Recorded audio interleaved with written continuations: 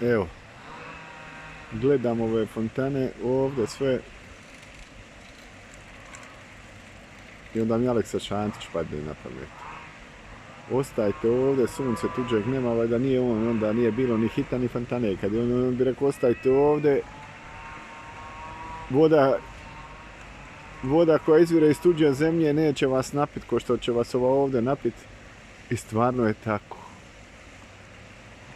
Znači, kako je rekao, sve ono, sunce tuđeg neba ne grije vas ko što vas ovo ovdje grije, ma ni voda vas neće napiti, ova njihova iz zemlje ko što će vas napiti, ona je ispred hita fontana, vidi.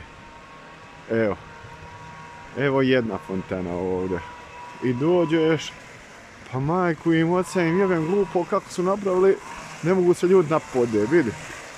Da je u Mostaru odmah bi je srušili, ne bi ti ni rata trebalo za nju, vidi kako su je napravili.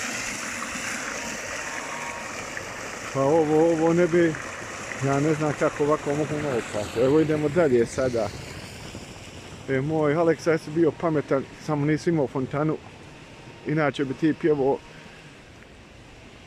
voda iz tuđe zemlje, neće vas napiti ko što vas ovdje napije.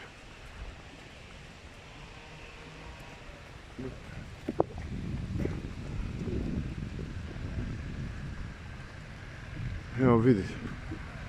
Sve se to njima, oni to sve napravili samo da je fino, a nisu za raju ništa.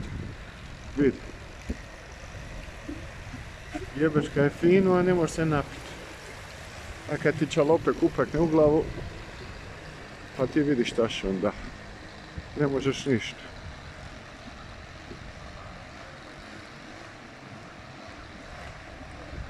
Neš se napiti odavde. Evo još jedna.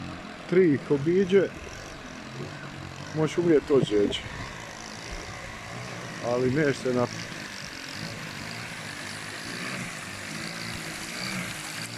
Ni se možeš kupat plitka, ni se možeš napiti daleko.